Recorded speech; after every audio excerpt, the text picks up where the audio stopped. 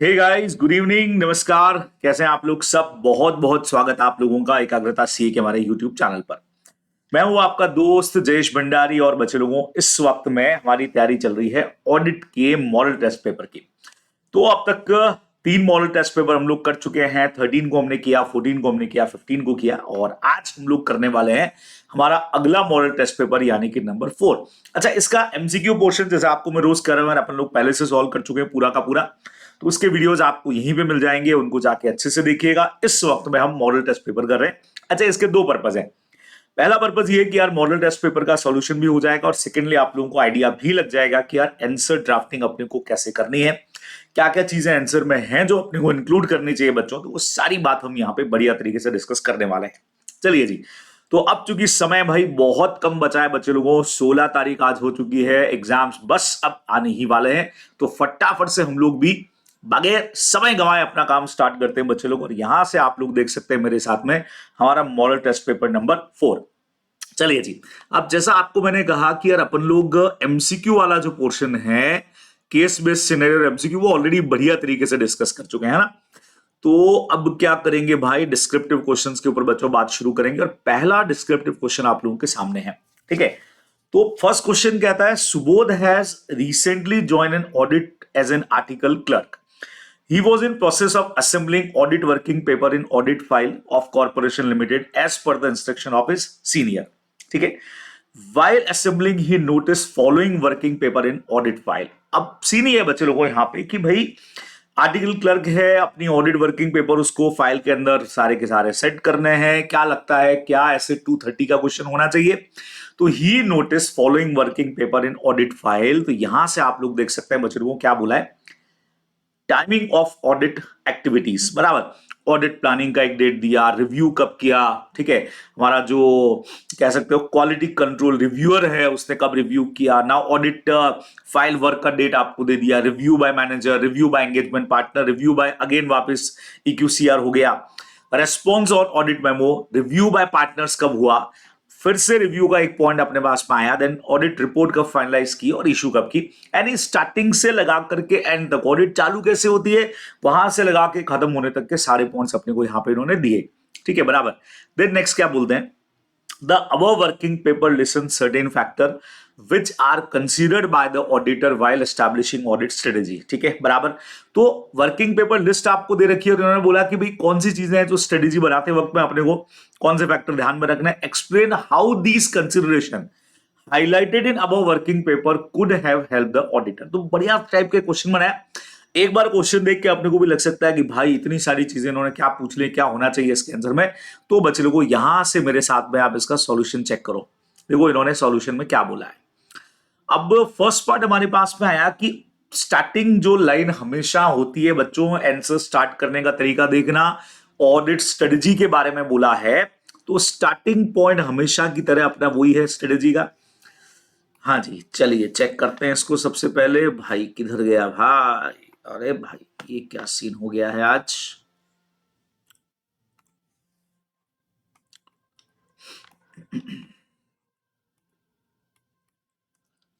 एक मिनट दीजिएगा बच्चे लोगों। अरे भाई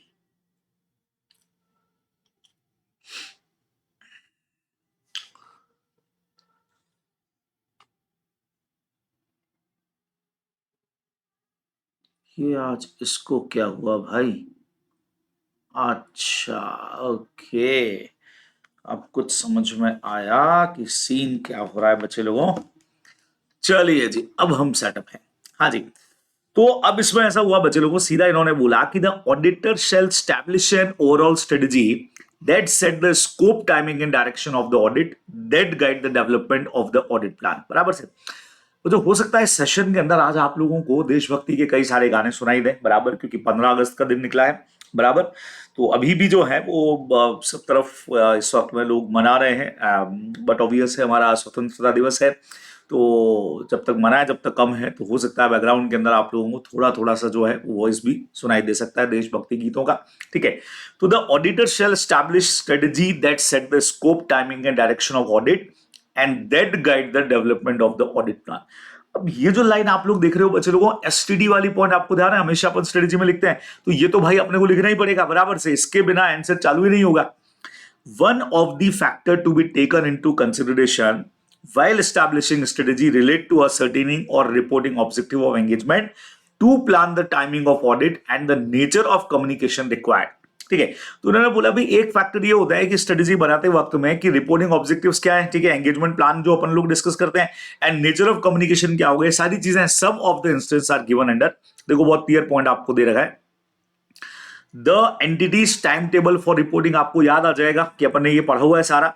नाउ हम मीटिंग्स कैसी रखेंगे बच्चे लोगों, अलग अलग टाइम पे हमारी मीटिंग्स क्या रहेंगी। अब देखो क्वेश्चन देखते समझ में नहीं आता है कि यार इसका आंसर ड्राफ्ट कैसे होगा, जहां बहुत सारे एलिमेंट्स अपन ने पढ़े उसमें से एक निकाल करके, जिसमें अपन सिर्फ क्या करते हैं बच्चे लोगों, कम्युनिकेशन, नेचर ऑफ कम्युनिकेशन देखिएगा, तो उसमें पहले number time table for reporting क्या होगा, फिर हमारा एनटी को लेकर के मैनेजमेंट के साथ में स्टार्टिंग वाला डिस्कशन वाला पॉइंट, ठीक है।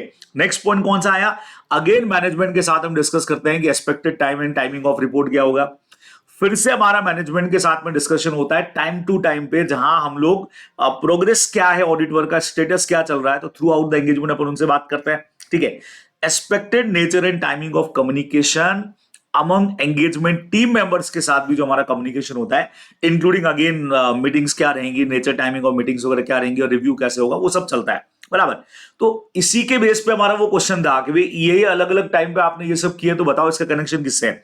In the given case, working paper highlight that auditor has taken into account expected timelines। देखो, to plan the audit, nature of communication कब कब होना है, उसके लिए उसने टाइमलाइन सेट की है सारी की सारी। Since the working paper relate to the statutory audit of company, the ascertaining of reporting objective of engagement help the auditor to plan timing of different audit procedure and also nature of communication। कब audit strategy के हिसाब से अपने को काम करना है, कब कम्युनिकेशन करना है, वो सारा लिस्ट उन्होंने यहाँ पे प्रिपेयर किया बच्चे लोगों को, ये अपने को सिंपली ध्यान में रखना चाहिए बराबर। तो बढ़िया क्वेश्चन है, बहुत आराम से आप लोग कर सकते हो, लेकिन नहीं किया हुआ रहेगा अगर ये क्वेश्चन, तो भाई देख करके एकदम से लग सकता है यार ये कौन सा क्वेश्चन कैसा पूछ ले, तो अपने को आता ही नहीं है, ये थोड़ा सा बच्चों ध्यान में रखना है। चलिए सेकंड क्वेश्चन की तरफ बढ़ते हैं फटाफट से। CA Tina while inspecting financial statement of company notice that GP ratio company का इंक्रीज हुआ है 14% से 22-23 में, ठीक है, टू 24% हो गया है 23-24 में। Considering the above she has assessed the risk of material misstatement to be high with respect to assertion relating to revenue and various direct expenses. CA Tina wants to know few possible reason which could have lead to abnormal jump in GP ratio 14 से 24%. During discussion among engagement team member, her junior Tisha expressed her view that detection risk in this engagement should be kept as high level।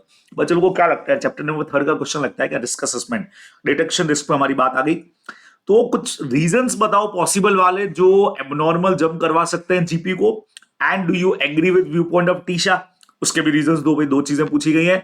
आइए बच्चे लोगों को देखते हैं कि इनके answers किस तरीके से होंगे। पहला पॉइंट आता है बच्चों, स्टार्टिंग पैराग्राफ में क्वेश्चन को ही अपने को समझा देना है कि भैया ये 14 से 24% हो गया, और एबनॉर्मल जंप के रीजन तो भाई बहुत सिंपल है, जीपी रेशियो बढ़ाया, इसका मतलब आइदर इन्वेंट्री आपने ओवरवैल्यूड की होगी तभी ऐसा हुआ होगा, या बच्चे लोगों ओवर स्टेटमेंट किया होगा, रेवेन्यू ज्यादा दिखाई होंगी, या एक्सपेंसेस का अंडर स्टेटमेंट किया होगा, डायरेक्ट एक्सपेंसेस का बराबर। तो या तो आपका इनकम साइड बढ़ाया होगा या एक्सपेंडिचर साइड को कम करके दिखाया होगा, यही सबसे बड़ा रीजन हो सकता है कि अपने को अच्छी तरह से पता है, ठीक है ना। नाउ एसेट 200, अब सेकेंड पार्ट का आंसर देखिएगा, overall objective of the independent auditor and conduct of an audit, बहुत सिंपल, ऐसे का नाम आ गया। डिटेक्शन रिस्क का मतलब हो गया risk that procedure perform by the auditor to reduce audit risk to an acceptable low level will not detect a misstatement that exist. अपन जानते हैं डिटेक्शन का मतलब है ऑडिटर के बेस पे गलती आ रही है कि शायद वो डिटेक्ट नहीं कर पा रहा है सारे ऑडिट प्रोसीजर लगाने के बाद भी, ईदर इंडिविजुअली और when aggregate with other misstatement. Trisha is of the view that detection risk in this engagement should be kept at high level. वो कह रही है भाई हो सकता है ज्यादा हो in the given situation. Risk of material misstatement has been assessed at high for assertion rating to the revenue and direct expenses. Therefore, detection risk has to be kept at low level पे आपको रखना पड़ेगा ताकि material misstatement जो है वो undetected नहीं रहे। तो टीशा का जो व्यू है वो इसमें ज्यादा अपने को प्रॉपर नहीं लग रहा है, उसका रीजन देखो बहुत क्लियर है। आरओएमएमएस के बाद ये चीज होती है, देखो risk of material misstatement has been express as high level assertion, लेकिन ये रेवेन्यू और डायरेक्ट से करेक्टेड हो गया।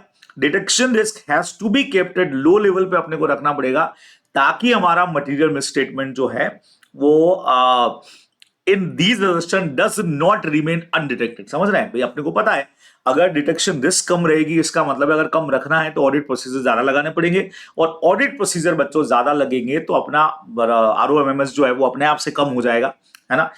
अनडिटेक्टेड के चांसेस अपने आप से कम हो जाएंगे, तो इसलिए टीशा का यहाँ पे जो व्यू है वो प्रॉपर नहीं है, ये अपने को ध्यान में रखना है। बराबर भाई, टीशा का व्यू यही था अपने पास में, है ना। Detection risk in the engagement should be kept at high level. भाई डिटेक्शन रिस्क हाई अगर अपन ने रख दिया, मतलब रिस्क ज्यादा है, मतलब ऑडिट प्रोसीजर कम लग रहे हैं तो आरओएमएमएस तो और ज्यादा बढ़ जाएगा भाई, तो ये चीज उसका पॉइंट ऑफ व्यू सही नहीं है, ये अपने को यहाँ पे समझा देना है। ठीक है बच्चों को क्लियर है। नंबर नेक्स्ट पे आ जाए। Expert Industries Limited is engaged in the petrochemical business. Due to nature of business, the company has hired PQR Associates, a reputed firm of chartered engineer, to determine the quantity and valuation of inventories for preparation of financial statement. ठीक है, the auditor of Expert Industries Limited want to use the same as audit evidences. Okay, before using the work of PQR Associates management expert, what aspects should be taken care by the auditor? वो तो समझ में आया क्या हो रहा है भाई। बिजनेस के नेचर की वजह से कंपनी ने एक रेपुटेटेड फर्म चार्टेड इंजीनियर को हायर किया हुआ है क्वांटिटी और वैल्यूएशन और इन्वेंटरीज के लिए। ठीक है, जैसे इंटरनल ऑडिटर होता है ना, उसी तरह से एक्सपर्ट हायर किए हुए हैं। अब हम जब ऑडिट कर रहे हैं तो क्या हम उन्होंने जो काम किया उसको एज यूज कर सकते हैं क्या एविडेंस? बच्चे लोगों को क्या बोलते हो, है ना, उसके ऊपर अपना ये क्वेश्चन है। आइए देखते हैं अपन इसका आंसर कैसे जाएगा, समझना। As per SA 500 audit evidences, if the entity has employee or engaged expert, समझना, the auditor may rely on the work of expert provided he is satisfied that। अब जो आप लोग जानते हो यार, we are not expert person, अपन हमेशा ही बोलते हैं, है ना।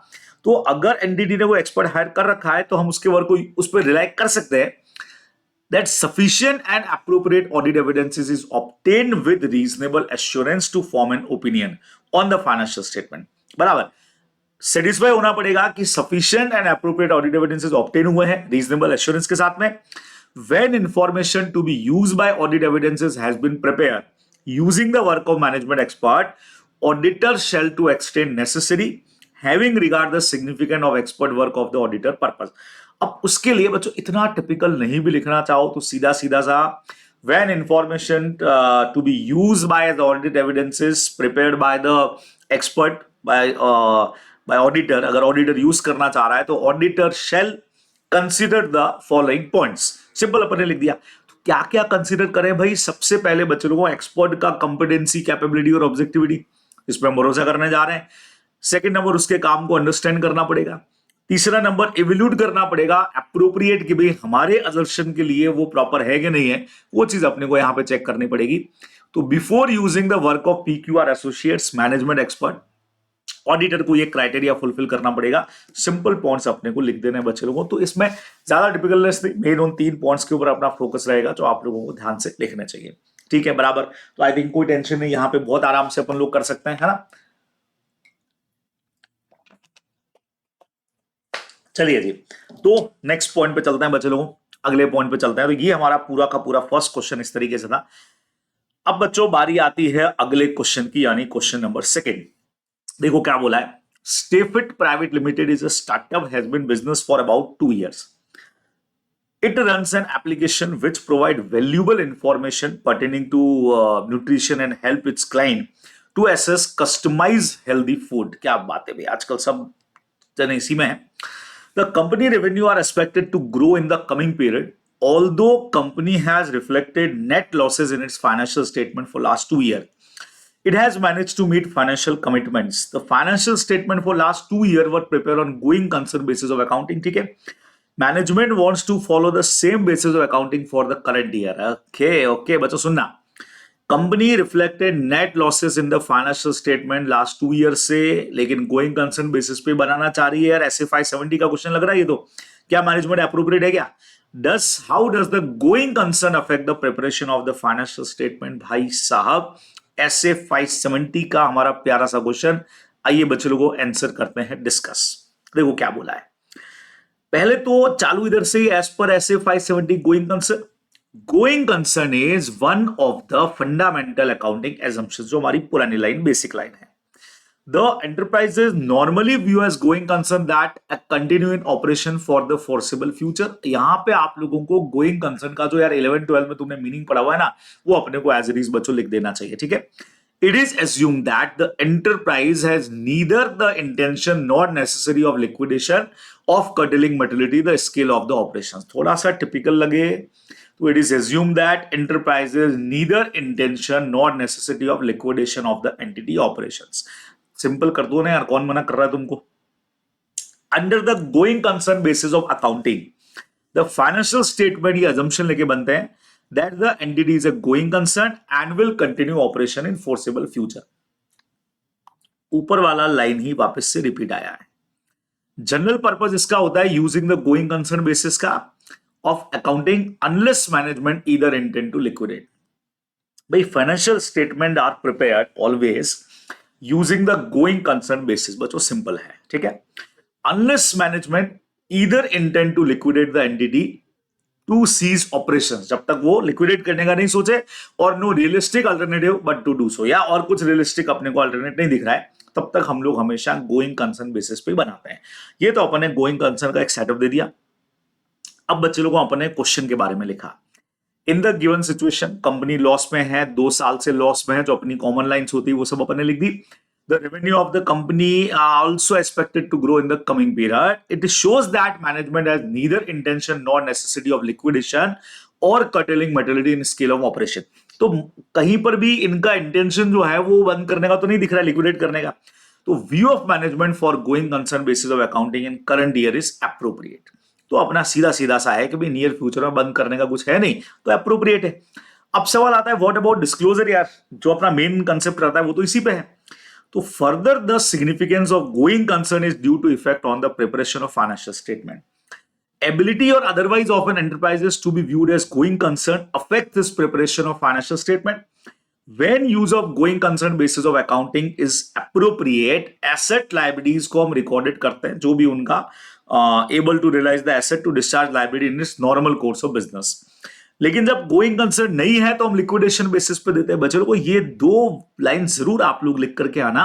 देखो, जब हम गोइंग कंसर्न बेसिस पे होते हैं तो एसेट और लायबिलिटी को हम रिकॉर्ड करते हैं उनका जो भी रियलाइजेबल वैल्यू होता है उसके ऊपर. ठीक है. और जो भी लायबिलिटीज और एसेट का. लेकिन जब गोइंग कंसर्न बेसिस नहीं है तो ऑलवेज लिक्विडेशन बेसिस पे वो तैयार होती है ना. For example, inventories may need to written down as these may be sold for at lower price. Normally क्या होता है, इन्वेंट्री अपन करते हैं कॉस्ट और NRV whichever is lower, लेकिन ऐसे में फिर अपन सेलिंग प्राइस ही लेंगे डायरेक्टली कि किस लोअर प्राइस पे वो सेल हो जाएगी.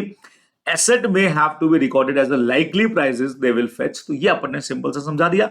बट स्टार्टिंग पॉइंट मतलब बहुत इजी क्वेश्चन यार. गोइंग कंसर्न का जो कंसेप्ट अपना है बस उसको आपको यहाँ पे पूरा सा एक्सप्लेन कर देना है. तो बहुत सिंपल सा क्वेश्चन हमारा ये बन जाता है. ठीक है ना. चलिए जी नेक्स्ट क्वेश्चन की तरफ बढ़ते हैं बच्चे लोगों. अगला क्वेश्चन है PQR associates and MNO and company both firms of chartered accountant have been appointed as joint auditor. ऐसे 299 का क्वेश्चन. ठीक है. Of gamma and beta limited. Before the commencement of the audit, the joint auditors should discuss and develop a joint audit plan. In developing the joint audit plan, the joint auditors should identify division of audit areas and common audit areas. क्या बात है बच्चे लोगों, कौन से separate area रहेंगे, कौन से कॉमन एरिया रहेंगे, इसके बारे में आपसे क्वेश्चन पूछा. आई थिंक सीधा सीधा ही तो बहुत इजी क्वेश्चन हो गया भाई. ये तो स्टार्टिंग पॉइंट बच्चे लोगों, ऐसे 299 का नंबर और नाम हमेशा की तरह आपको देना ही चाहिए. Before commitment joint auditor discuss करेंगे, डिसाइड करेंगे ज्वाइंट ऑडिट प्लान क्या होगा, क्या चीजें कंसीडर करेंगे बच्चे लोगों. सबसे पहला आइडेंटिफाई करेंगे division of audit areas and common audit area. कौन सा अलग से अपने से करना है, कौन सा मिलकर के करना है. Ascertain the reporting objective of the engagement. Reporting objectives क्या है. Consider and communicate among all joint holder the factor that are significant in directing the engagement team efforts. But obvious है ये भी करना पड़ेगा. Consider the result of preliminary engagement activities. बराबर से जो अर्लियर परफॉर्म अगर कर रखा है इस तरह का तो भी करना पड़ेगा. और एनटी जो अपन डिस्कस करते ही करते हैं बच्चे लोगों बराबर से. तो ये वो चीजें हैं जो ऑडिट स्टार्ट करने से पहले joint auditor have to discuss. उन पे अपने को 4-5 पॉइंट, ये 5 पॉइंट आपको दे रखे थे. सिंपली आप लोग बच्चों इन 5 पॉइंट्स को लिख सकते हैं अपने आंसर में. डायरेक्ट क्वेश्चन ये तो सिंपल सा. अगले पे चलते हैं भाई. Management of Cool Drinks Limited suspect that some employees of the company may be involved in making fraudulent payment to dummy workers, okay, at its various plant in the country. Acha. Therefore, they are considering appointment of a firm of auditor. He conduct audit involving detailed examination of the accounts. One senior person among board member object to use the word audit in proposed assignment. Comment also discuss how audit is different from investigation.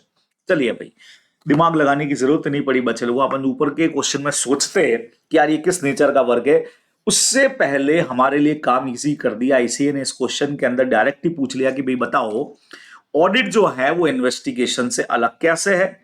तो sir आ जाओ बता देते हैं, ये तो हमारा सबसे favourite question है। चैप्टर नंबर 1 से हमारा बहुत प्यारा क्वेश्चन कनेक्टेड है बच्चे लोगों। फिर से आपको बोल रहा हूं आंसर पॉइंटर्स में डाल देना, टेंशन नहीं है ना। Audit is different from investigation, पहली लाइन क्वेश्चन में दे रखी थी।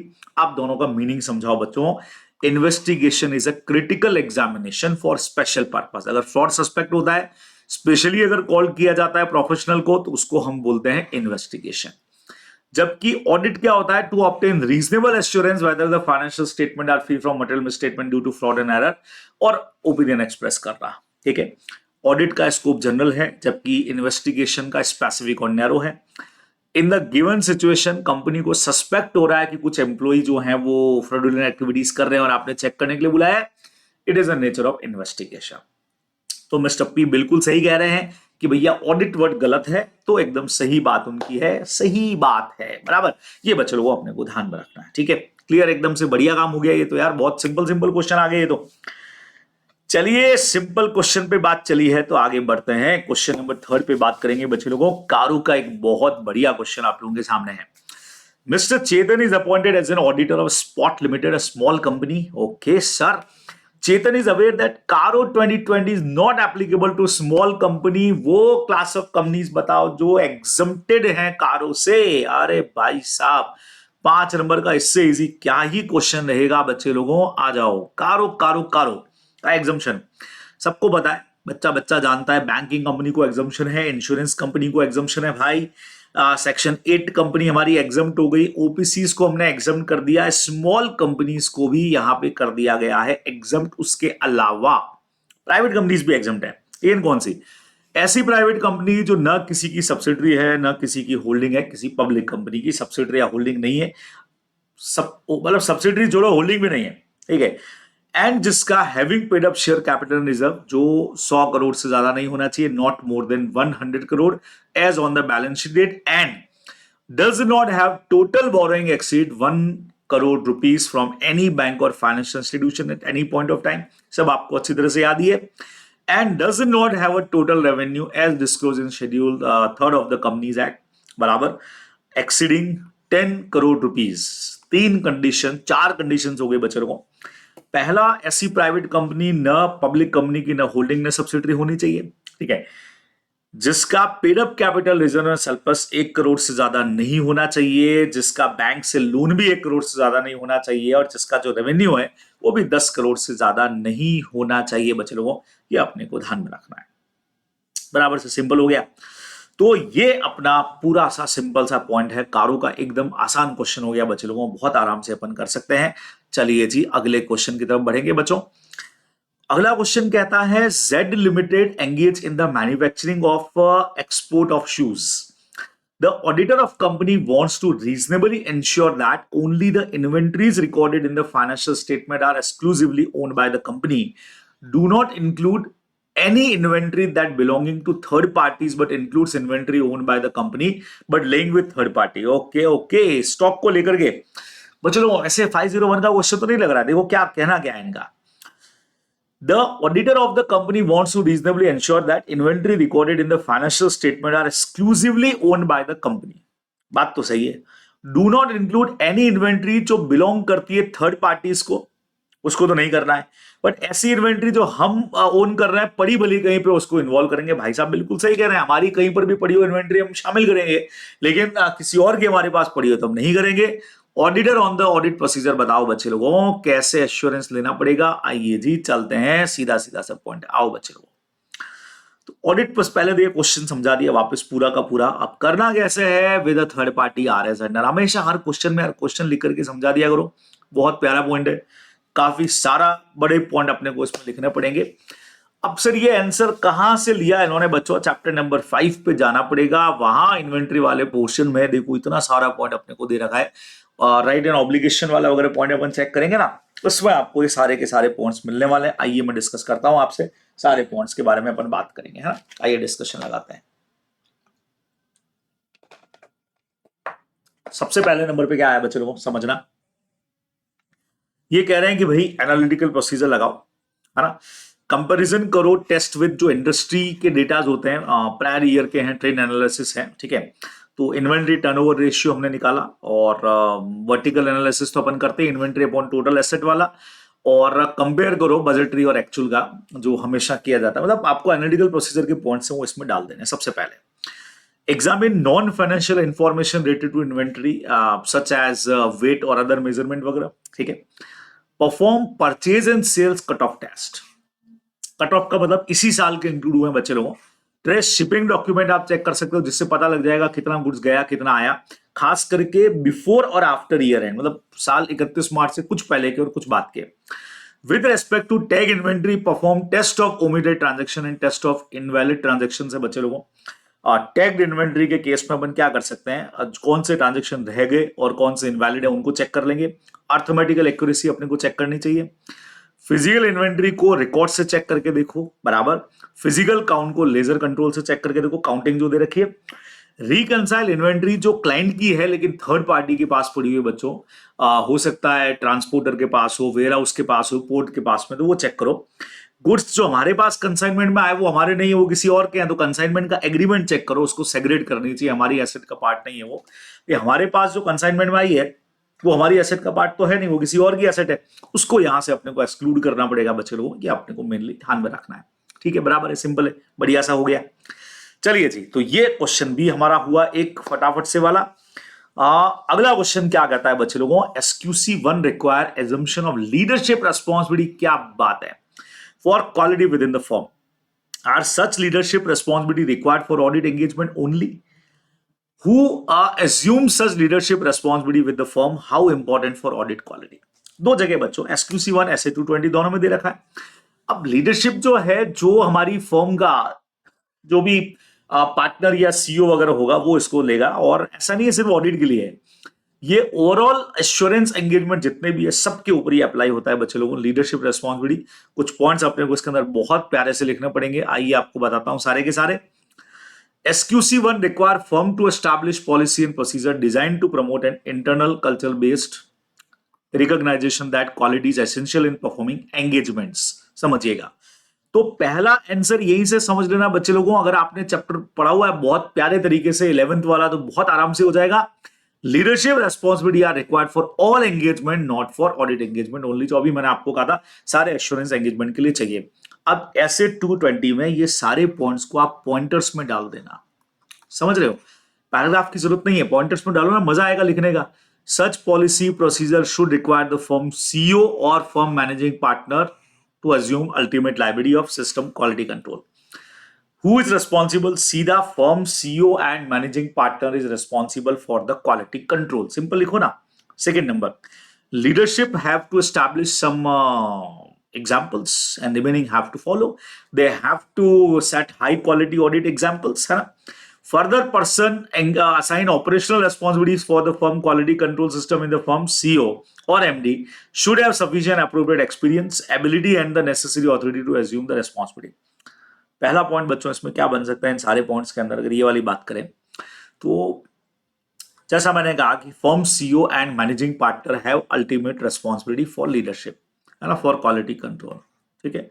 Second number, they have to set example for high quality audit culture. ठीक है। Person assign operational responsibility for the firm's quality control by the firm CEO वीओ, ये सब की जरूरत नहीं है, सीधा बच्चे लोगों यहां से आ जाएगा।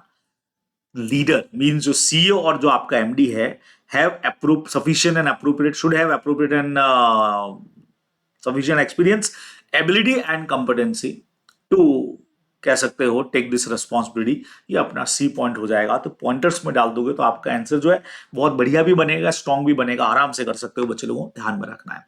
ठीक है, तो ये हमारा थर्ड क्वेश्चन बच्चों खत्म हो गया, आधा पड़ाव जिसको अपन कहते हैं, 50% पेपर कंप्लीटेड।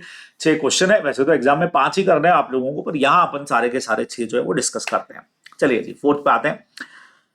फोर्थ का ए कहता है CAX is contemplating the use of negative confirmation request. Okay भाई साहब, बच्चों ऐसे 505 एक्सटर्नल कंफर्मेशन, तो negative confirmation request as the sole substantive audit procedure to verify certain accounts payable balances reflected in the financial statement of company, which condition need to be met to use negative confirmation request, कौन सी conditions ठीक रहेंगी? Additionally CAX का view है that negative confirmation provide the same level of persuasive audit evidences अगर हम positive demand करते हैं। क्या आप एग्री कर? ना ना ना, पॉजिटिव वाला थोड़ा सा तब होना चाहिए जब रिस्क कम हो, रिस्क ज्यादा है तब तो नेगेटिव वाला ही होना चाहिए कि सर मिले नहीं मिले आपको ना, सॉरी पॉजिटिव वाला अपना तब कि जब मिले या नहीं मिले सर आपको रिप्लाई तो करना ही करना है, नेगेटिव वाला ओनली डिफरेंसेस के केस में करना चाहिए, है ना।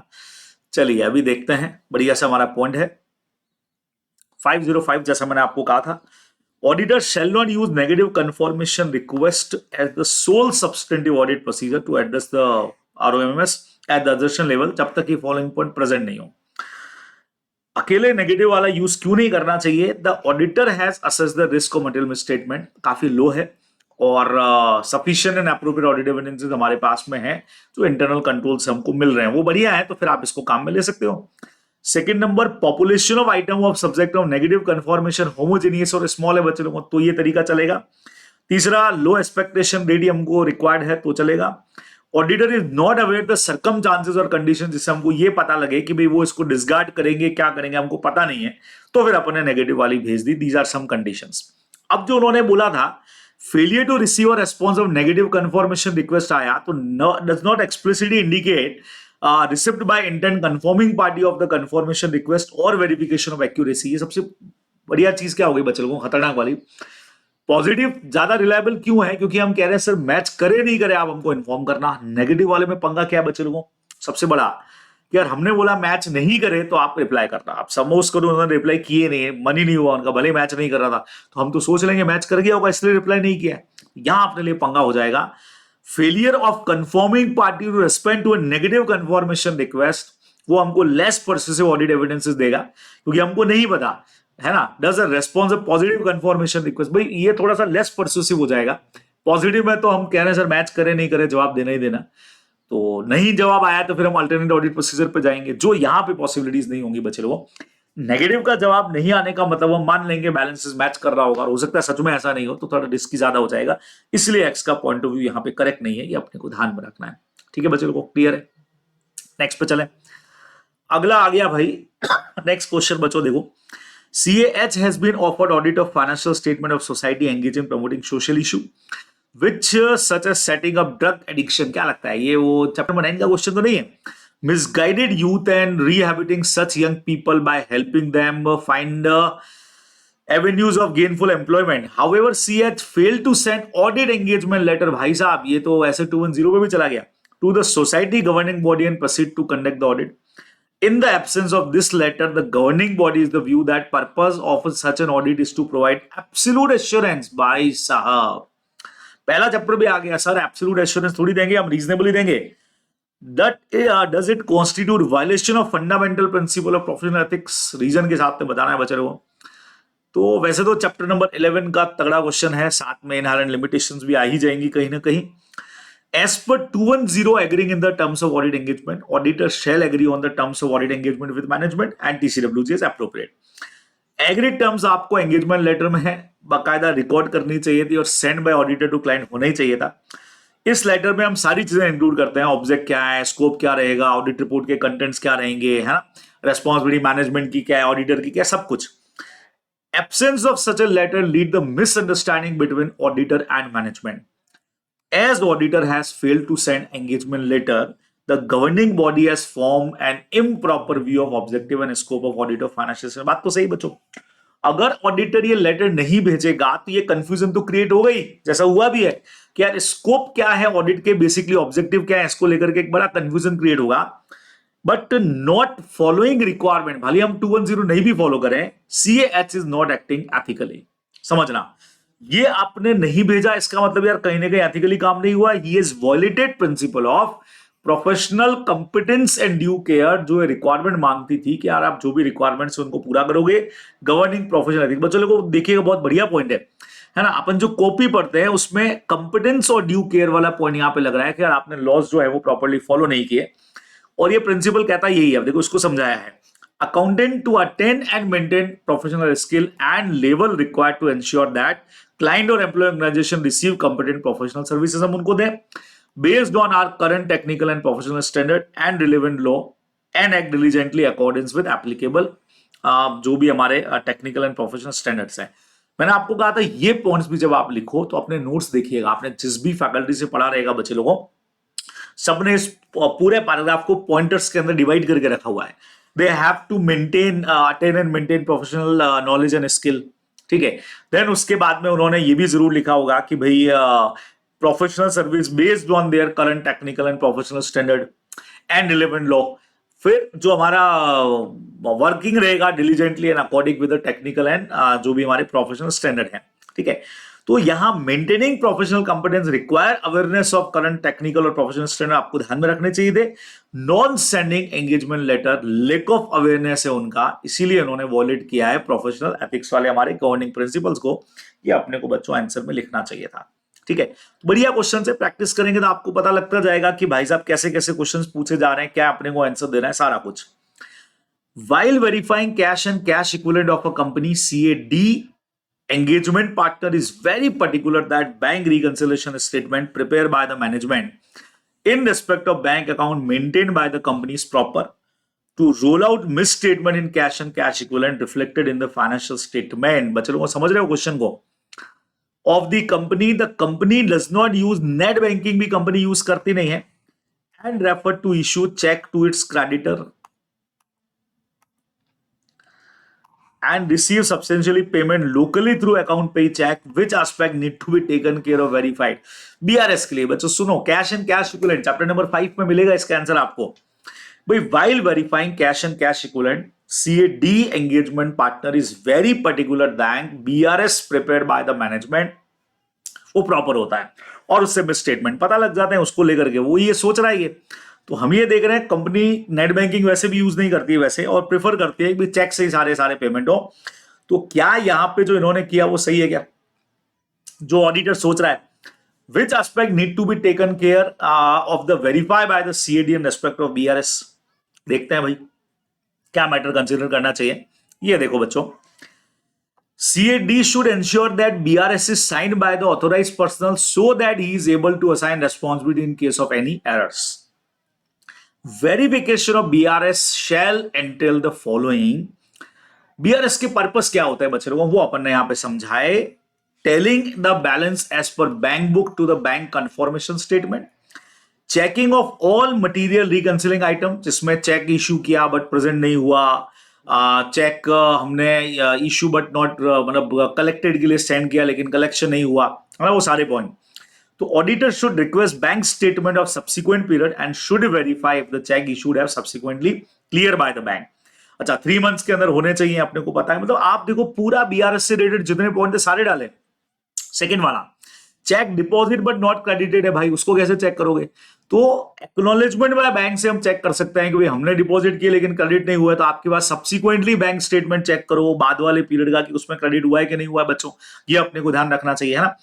For any instance related to cheque not clear beyond reasonable time अगर होता है तो ऑडिटर फिर ब्रीफ डिस्क्रिप्शन लेगा मैनेजमेंट से, इस बारे में थर्ड पार्टी से हम लोग पूछ सकते हैं, वो सारी चीजें अपने को देखनी पड़ेगी, ठीक है।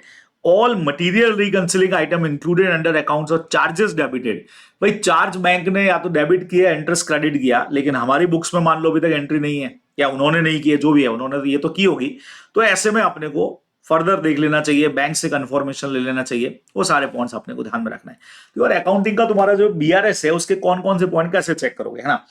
भाई चेक हमने पेमेंट के लिए दिया लेकिन प्रेजेंट नहीं हुआ, चेक हमने कलेक्शन के लिए दिया लेकिन रिसीव नहीं हुआ, बैंक चार्जेस, 3 ही तो पॉइंट है।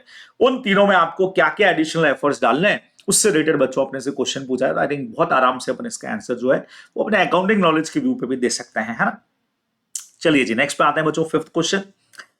CA Sumit has been appointed as auditor of Core Limited. List out some matter that may consider in determining whether a deficiency or combination of deficiency in internal control constitute a significant deficiency। भाई साहब बच्चों सुनना, अब इन्होंने क्या question दिया है, ये कह रहा है कि भाई इंटरनल कंट्रोल के अंदर हमारी जो डेफिशिएंसीज हैं वो कॉम्बिनेशन ऑफ डेफिशिएंसीज मिलकर के क्या बन जाएंगी बच्चे लोगों, सिग्निफिकेंट डेफिशिएंसी। उसके कुछ एग्जांपल्स आपको देने को बोला है, मस्त पॉइंट आपको दे रहेगा। ये देखो, ये इतने सारे पॉइंट आप तो देख रहे हो, बड़ा सा लंबा चौड़ा क्वेश्चन इसी से कनेक्टेड है बच्चों, चैप्टर नंबर 3 से मिलेगा आपको ये। तो एग्जांपल्स क्या दिए उसके, the likelihood of the deficiency leading to material misstatement in the financial statement in the future, susceptibility to loss or fraud of the rated asset or liability, subjectivity and complexity in determining estimated amounts such as fair value accounting estimates में जो गड़बड़ रह गई होगी। भाई ये कह रहा है डेफिशिएंसी मिल करके एक सीधी, अपने को पता भी है बूंद बूंद से घड़ा भरता है। फाइनेंशियल स्टेटमेंट अमाउंट जो है expose to deficiencies, the volume of activity that is occurred and could occur in the account balances या क्लास ऑफ ट्रांजैक्शन जो डेफिशिएंसी शो कर रही है। Importance of the control to the financial reporting process. बच्चों देखो ये सब अपन ने उसमें पढ़ा हुआ है। जनरल मॉनिटरिंग कंट्रोल हो गया, control over the prevention and detection of fraud कैसा है, selection and application of accounting policies के ऊपर रेटेड पार्टी से रिलेटेड क्या कंट्रोल है। अच्छा, outside the control over significant transaction, outside the entity normal abnormal जो चीजें अनयूजुअल वाली उनके लिए। कंट्रोल पीरियड एंड की जो फाइनेंशियल रिपोर्टिंग होती है बच्चों, लास्ट में जो एकदम फटाफट वाली एंट्री है जो लास्ट के 5-7 दिन के अंदर किया रहेगा उससे related. The cause and frequency of exceptions detected and the interaction of the deficiency with other deficiency in internal control, कैसे आपस में एक दूसरे से वो डेफिशिएंसी इंटरकनेक्टेड है। इन सारे पॉइंट्स को अपने को देखना पड़ेगा। चैप्टर नंबर 3 का हमारा क्वेश्चन है बच्चे लोगों, वहां से कनेक्टेड है ना। अगला क्वेश्चन कहता है, while conducting the audit of Jeena limited CA is trying to obtain understanding of different components of internal control of the company such as understanding is necessary and required to be documented accordance with standard of auditing. In this context, how he shall obtain understanding of the risk assertion process of the company and how in his understanding important for the auditor। बच्चों समझो, while conducting audit CA try to obtain understanding of different components of internal control। फिर से chapter number 3 इस पे weightage वाला, पहला वाला भी ए वाला भी इसी से था, ये भी इसी से। तो अब आपको समझना पड़ेगा भैया इंटरनल कंट्रोल के कंपोनेंट्स वाले पॉइंट पे जब भी आप जाओगे तो ये पॉइंट आपको डायरेक्टली देखने को मिलेगा बच्चे लोगों को। छोटा सा पॉइंट है, ये देखो क्या अंडरस्टैंड करना पड़ेगा। 4 चीजें हैं। Identify business risk relevant to the financial reporting objectives, ये मैनेजमेंट इसको जनरली ध्यान रखता है। एस्टिमेट करना और सिग्निफिकेंस करना रिस्क का, assessing the likelihood of their occurrence की वो है, और डिसाइड करना अबाउट एक्शन टू एड्रेस, भी रिस्क को एड्रेस कैसे किया जा रहा है समझो। The entity's risk assessment process form the basis for risk to be managed. If that process is appropriate, it would assist the auditor in identify risk or material misstatement. Risk can arise to change due to factors such as अब risk क्यों हो सकती है बच्चे लोगों, ये भी अपने को पता है। नया टेक्नोलॉजी आ गया, नया कोई बिजनेस मॉडल, जैसे से आप मार्केट में देखते हो नया बिजनेस मॉडल आता है किक स्टार्ट से हट करके, जैसे सेल्फ स्टार्ट आया बच्चों, गाड़ियां किक स्टार्ट वाली खत्म हो गई है ना। अभी नाउ टाइम ईवी इतना ज्यादा चल रहा है, ठीक है, तो पेट्रोल डीजल फिर इलेक्ट्रॉनिक ईवी आ गया। अभी तो चीजें बिजनेस मॉडल चेंज हो रहे हैं, है ना। Change in operating environment change हो रहा है, काम करने के तरीके चेंज हो रहे हैं सारे के सारे। तो whether the entity's risk assessment process is appropriate to the circumstances is a matter of judgement, ये अपने को सिंपल ध्यान में रखना है, ठीक है ना। तो चैप्टर 3 से हमारा कनेक्टेड तगड़ा वाला क्वेश्चन है। चलिए जी अगले क्वेश्चन की तरफ बढ़ते हैं बच्चों। सेक्शन 72(1) कह रहा है, multi state cooperative societies act states that only a person who is chartered accountant with the meaning of chartered accountant act 1949 can be appointed as an auditor. बच्चों को अपने को पता है, और ये कहता है डिस्क्वाली who according section 72(2) is disqualified from being appointed as an auditor. Multi state cooperative societies में चार्टेड के अलावा भी कोई और है जो ऑडिट कर सकता है। देखो as per section 72 of multi state cooperative society following person are not qualified for appointment as an auditor. जो लास्ट क्वेश्चन में आपने से पूछा है कि कौन क्वालिफाइड नहीं है, तो अपन ने पढ़ा था मल्टी स्टेट में तो चार्टेड के अलावा जैसे कोई डिग्री होल्डर जिसने पुराने टाइम का कोई डिग्री ले रखा वो भी कोऑपरेटिव सोसाइटीज में कर सकता है ना। कौन नहीं कर सकता है वो पूछा है। एक तो बॉडी कॉर्पोरेट्स, वो कंपनीज में भी है। ऑफिसर या एम्प्लॉय कंपनीज में भी है बच्चों। A person who is a member or who is in employment of an officer or employee of the multi state cooperative society, same जो कंपनीज एक्ट के 141 में भी अपन पढ़ते हैं। ऐसा कोई पर्सन जो इनडेप्टनेस के अंदर है या जिसने मल्टी स्टेट कोऑपरेटिव सोसाइटी को किसी थर्ड पार्टी के लोन के लिए गारंटी दे रखी है, बराबर, जो 1,000 रुपए से ज्यादा की हो, सिंपल। तो who is indebted to the multi state cooperative society, या जिसने 1,000 रुपए से ज्यादा की गारंटी दे रखी हो, वो नहीं बन सकता है बच्चे लोगों। तो डायरेक्ट क्वेश्चन है ये, तो सीधा सीधा सा कौन नहीं बनेगा ऑडिटर, डायरेक्ट आपको दे रखा है थ्योरी का, जो अपने को ध्यान में रखना है। चलिए जी, आखिरी 6 क्वेश्चन पे आगे बच्चे लोगों को अपन लोग, national bank has advance cash credit of ₹25 lakh to Sun industries, और ये कुछ चीजें उनके कोर बैंकिंग सिस्टम से रिफ्लेक्ट होकर के हमारे सामने है। Drawing power during the above period was consistent, 25 lakh रुपए का ड्रॉइंग पावर है। The account was classified as standard asset on 31/12 को, ठीक है, 31/12/23 को। In the books of bank the security charge with the bank remains in fact through out this period. तो asset classification क्या होना चाहिए 31 मार्च 2024 को बच्चे लोगों? तो 31 मार्च 2024 से पहले कितना पैसा उन्होंने जो क्रेडिट में डाला भी है, देखो पहली बात बच्चे लोगों, ऐसा लग रहा है कि उनका जो अमाउंट है वो वैसे तो ड्राइंग पावर के अंदर ही, यार 25 लाख का ड्राइंग पावर है तो 25 लाख के तो अंदर ही जा रहा है, उसमें तो कोई टेंशन लग नहीं रही है। लेकिन पिछले 90 दिन से कुछ क्रेडिट नहीं हुआ है बच्चे लोगों, और जितना हुआ है वो इंटरेस्ट के अमाउंट से भी शायद मैच ना करे, या क्रेडिट ही नहीं हुआ है चलो पिछले 90 दिन में, तो अपने को इसको क्लासिफिकेशन में डालना पड़ेगा। देखो आइए आंसर चेक करते हैं। In accordance with RBI norms और एसेट क्लासिफिकेशन, एनपीए के लिए बच्चे लोगों आउट ऑफ ऑर्डर वाला जो कंडीशन होता है उसमें 3 चीजें होती हैं। कंटिन्यूसली आप एक्सेस जा रहे हैं सैंक्शन लिमिट या ड्राइंग पावर से, ये तो नहीं लग रही है। In cases outstanding balance in the principal operating account less than sanction limit है, लेकिन पिछले 90 दिन से किसी तरह का कोई क्रेडिट नहीं है, जमा नहीं कराया आपने पैसा, जमा भी कराया है तो वो इंटरेस्ट अमाउंट को भी पूरा नहीं कर पा रहा है। Given case although outstanding balance जो है वो लेस देन 25 लाख है, दिख ही रहा है 24 लाख समथिंग है। There are no credit continuously for 90 days as the 31 March से पहले जो कराया वो 31/12 को ही करा दिया था, पिछले 3 महीनों में कोई क्रेडिट नहीं है, इसलिए इसको एनपीए की तरह से मानना पड़ेगा बच्चे लोगों, ये अपने को ध्यान में रखना है बराबर से। Under NPA it would classify as sub standard asset if it remain NPA, अगर हो जाता है less than equal to 12 month, तो वो लाइन भी अपने को लिख देनी चाहिए, बढ़िया सा पार्ट है। चलिए जी अगले क्वेश्चन की तरफ बढ़ते हैं बच्चे लोगों, एकदम फटाफट से। While performing audit of financial statement of listed company, auditor need to maintain attitude skepticism पे क्वेश्चन आ गया भाई साहब। State example of the records of the document they may provide information about related party relationship and transactions। आइए भाई देखो क्या बोला है।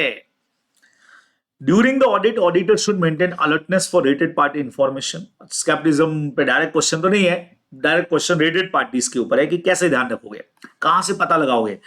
पता लगाने के तरीके हमारे पास बहुत है भाई, हम इनकम टैक्स रिटर्न चेक करेंगे, क्योंकि इनकम टैक्स रिटर्न में आपको रेटेड पार्टी की डिटेल देनी पड़ती है। फिर रेगुलेटरी अथॉरिटीज को जो आपने इन्फॉर्मेशन दिया होगा, शेयर होल्डर का रजिस्टर देख लेंगे, कौन मेजोरिटी शेयर होल्डर है।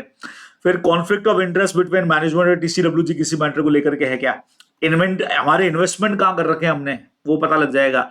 Those it's pension plans, contract and agreement की मैनेजरल पर्सन के साथ में जो है, कॉन्ट्रैक्ट के एग्रीमेंट जो ऑर्डिनरी कोर्स ऑफ बिजनेस के नहीं, इसी तो पता लगेगा कहीं वो रेटेड पार्टी तो नहीं है, ठीक है।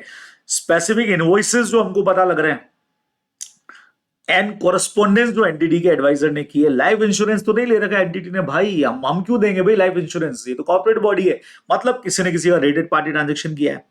कोई ऐसा कॉन्ट्रैक्ट जिसमें रीनेगोशिएट किया हो, इंटरनल ऑडिट का रिपोर्ट देख सकते हैं बच्चे लोगों, उसके अलावा प्रोस्पेक्टस वगैरह देख सकते हैं अपन, है ना। तो इससे अपने को आइडिया लग जाएगा भाई कि कौन रेटेड पार्टीज की कैटेगरी में आ रहा है, ये अपने को ध्यान में रखना चाहिए, ठीक है। चलिए जी अगला क्वेश्चन, लास्ट वाला बच्चों। Sanjana is of the view that there exists some disadvantages the use of audit program, but most of these can be removed by following some concrete steps। Okay, do you agree with their perspective? भाई वो कह रही है कि some disadvantage होते हैं audit programme में, तो but most of these can be removed। आप रिमूव कर सकते हो, आप सही है ना यार, रिमूव तो कर सकते हैं अपन, क्या बोलते हो भाई। View of Sanjana is appropriate, some disadvantages are there in the use of audit program. Disadvantage क्या बच्चों अपने को पता है, सबसे पहले यार काम बहुत मैकेनिकल हो जाता है, एकदम एक ही तरह का रिजिड काम है। Program often tend to become rigid, inflexible होता है, ज्यादा उसमें चेंजेस होते नहीं है, तो जो ओल्ड प्रोग्राम है बस उसको फॉलो करते जाओ। इनसफिशिएंट एसेंट है, असिस्टेंट है तो उसको शेल्टर प्रोवाइड करेगा, सर मुझे जो बोला था मैंने तो वो कर दिया, मुझे क्या लेना देना है भाई साहब, ऐसा। A hard and fast audit program may kill the initiative of efficient enterprises बच्चों। ये भी एक दिक्कत है। Hard and fast audit program अगर हुआ तो इनिशिएटिव जो लेना चाह रहा है, नया कुछ करना चाह रहा है, उसको भी मौका नहीं मिलेगा। ये सारे के सारे आप एलिमिनेट कर सकते हैं अगर एक इमेजिनेटिव सुपरविजन लगाया जाए of the work carried out by assistant. जो अपन ने पढ़ा था ना, रिमूवल कैसे होता है, वो सारे पॉइंट है, पॉइंटर्स में डाल देना। फर्स्ट पॉइंट ये हुआ, auditor must have respective attitude regard the assistant. आपका एटीट्यूड उनके लिए ठीक रखना चाहिए, करें तो उनको थोड़ा सा एनकरेज करो नए आइडियाज देने के लिए। Encourage to observe the matter objectivity and sufficient matter to notice of supervisor या प्रिंसिपल, ये अपने को ध्यान में रखना है, ठीक है ना। नाउ लास्ट पे अपन चलते हैं बच्चों, एकदम आखिरी क्वेश्चन के ऊपर। Boats is a manufacturing entity having material property, plant and equipment, items of its financial statement. The auditor of the entity wants to verify that PP items have been valued appropriately as per generally accepted accounting policy and practices. Comment on significance of verification। बच्चों direct PP का आखिरी question अपना एकदम last वाला फटाफट से check करेंगे। देखो सिंपल दे रखा है, it is a common understanding that value of fix asset depreciates due to effects of time, use of obsolescence. The diminution of value represent the item of cost to the entity earning revenue during a given period. Unless cost in the form of depreciation is charged to the accounts, the profit or loss would be correctly ascertained होना चाहिए, and value of PP जो है वो higher amount पे show होगी, बराबर would be shown at higher amount. Therefore कुछ verification is significant, ठीक है। अब ऑडिट प्रोसीजर में बच्चों जो अपन ने पहले भी पिछले पेपर में भी आया था, entity has been charged depreciation on all items of PP जब तक नॉन डेप्रिशिएबल नहीं हो, जैसे फ्री होल्ड लैंड होती है। एसेस दैट डेप्रिसिएशन मेथड जो रिफ्लेक्ट हो रहा है pattern in which assets future economic benefit को ध्यान में रखते हुए अपन करते हैं, स्ट्रेट लाइन या डिमिनिशिंग वैल्यू जो कुछ है। और AS28 अपने को फॉलो करना चाहिए, खास करके इंपेयरमेंट जब अपन देखना चाह रहे हैं, property plant equipment as per requirement of AS28, ये अपने को ध्यान में रखना है। तो ये सारे के सारे पॉइंट्स है बच्चे लोगों जो अपने को ध्यान में रखने पड़ेंगे, बराबर। तो यहां आकर के हमारा बच्चे लोगों तो मॉडल टेस्ट पेपर नंबर 4 आज हम लोगों ने कर लिया खत्म। होप सो कि यार बढ़िया तरीके से आपने देख लिया होगा। देखो अभी इसका पर्पस जो है वो चीजों को याद करना वरना कुछ भी नहीं, अभी सिर्फ पर्पस ये है कि आप देख लोगे क्वेश्चन का टाइप कैसे आ रहा है और आंसर्स, क्योंकि बच्चों 16 तारीख हो चुकी है यार आज, और अपने को पता है कि अब एग्जाम से एकदम सर पे है, तैयारी आप लोग कर चुके होंगे। क्वेश्चन का टाइप पता लग जाए, आंसर कैसे लिखना है, कोई नया क्वेश्चन तो नहीं आ गया, बस वो सारा डिस्कशन करना है, इसलिए अपन काफी फास्ट लेवल पे इसको कर रहे हैं। तो होप सो कि बहुत फटाफट आप लोगों का काम हो गया होगा, ठीक है। चलिए तो अच्छे से तैयार करिएगा, पूरा लेक्चर देखिएगा, जहां चीजें पसंद आती है लाइक शेयर सब्सक्राइब किया करो यार। और अगले लेक्चर के लिए फटाफट से मिलेंगे, इसमें हम तैयार करेंगे हमारा अगला मॉडल टेस्ट पेपर, ठीक है। ओके बाय बच्चों, टेक केयर, फिर मुलाकात होती है।